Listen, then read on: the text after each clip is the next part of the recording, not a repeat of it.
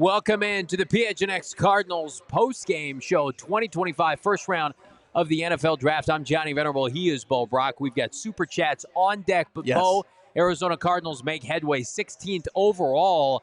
Walter Nolen, after much discussion about him being a top pick for the Redbirds, he falls inexplicably to Arizona.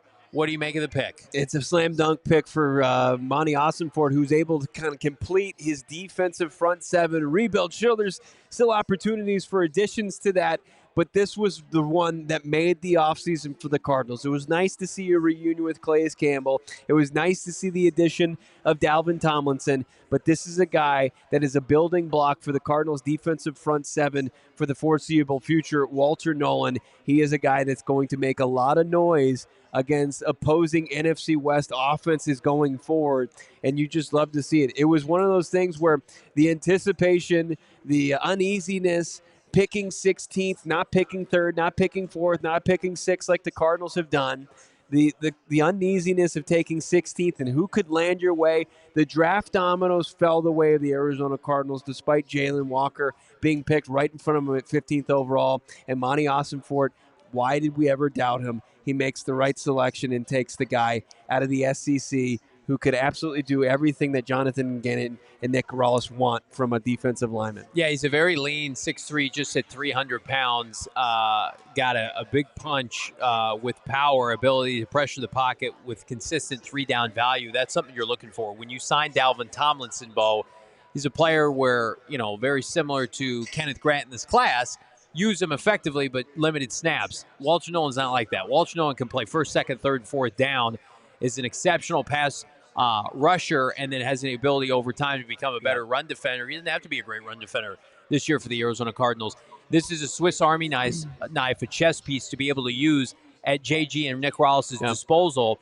And again, I saw mock drafts within the last 48 hours that had Walter Nolen above Mason Graham. Yeah. I saw Walter Nolen go 8th overall. By the way, we had Mike Garofalo on our show just a couple of days ago via NFL Network saying that the Carolina Panthers were very much in on Walter Nolen. And then Mason Graham obviously goes, and Carolina goes off the beaten path with T-Mac. But there was a scenario in the first round that our guy Fran Duffy outlined that, if the Chicago Bears go Mykel Williams, there's a very good chance that Walter Nolen is not available. He goes to San Francisco. This was a player that was almost drafted by multiple teams, it feels like, in the top 12. And then the Cardinals just sat back, collected themselves, stuck to their board, and took a player where, by all accounts, this had to have been a top 5 player on their board tonight. No doubt about it. He was in our big 5. He was our final 16th overall pick in our mock draft that we made right before the draft became real. Yeah. And the road to Walter Nolen was uneasy. It was rocky, right? When you start to look at it. We knew about Cam Ward. We knew that Hunter, Abdul Carter, and Campbell were going to go, and probably Mason Graham were going to go in that order. Yep. Genty involved. The draft really fell in the Cardinals' favor when the Carolina Panthers pivoted, and they inexplicably did take Tedero McMillan. And a credit to them, they need to put their guy Bryce Young in a position for success and get him a legitimate receiver that they didn't have on their roster. So they take T-Mac. That starts it going in the direction of the Cardinals. Yep. Then the Saints take Calvin Banks Jr. And then you get the absolutely most unbelievably inexplicable pick of the entire draft probably in the 3 days we're going to see. It's the worst player drafted at the worst position.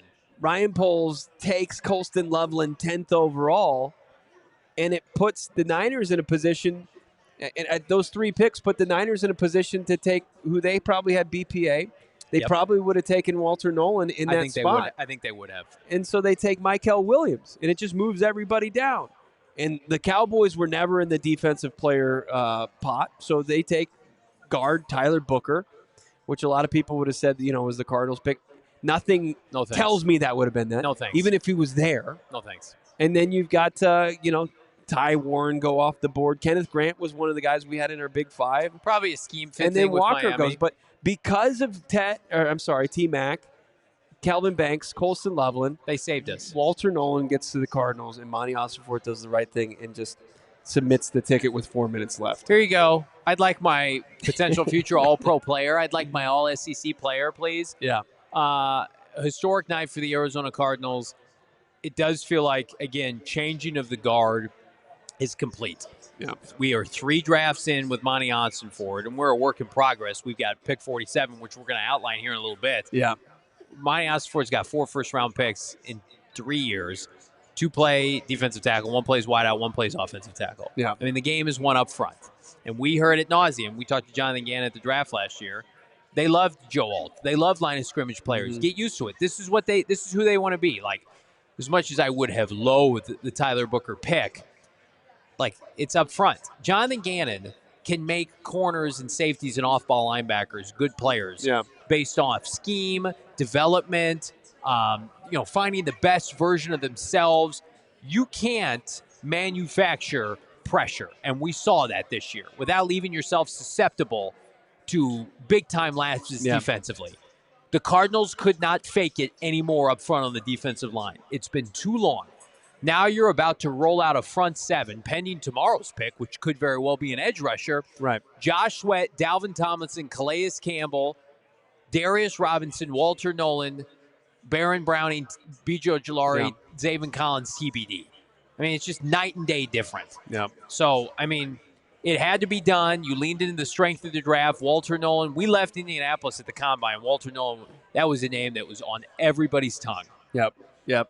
Reminder, of course, our continued draft coverage is brought to you by our friends over at Circle K. Download and become a member of the Inner Circle for free. Get all the perks, right? We love our Circle K, and of course, we're doing this live from Gila River Resorts and Casinos at Wild Horse Pass. It's been an unbelievable PHNX Cardinals draft show, but the road to Walter Nolen was rocky, but it was you could see light at the end of the tunnel as a Cardinals fan, and then Monty Osford just pulling the trigger on this. It's the best part, because there was could they go Josh Simmons? Could they really try to work on the offensive line? They said, no, we're going to finish off what we were just hell-bent on fixing this offseason, and it's that defensive front 7. And they get this guy that they can pair with D-Rob the rest of the way. Versatile piece, a little bit heftier, right? Plays the game a little bit differently. But, it's a diverse defensive line now. It's got a good mix of youth and veteran leadership. And he's revamped the thing better than I think anybody anticipated going into the offseason, where you saw, hey, they got the cap space.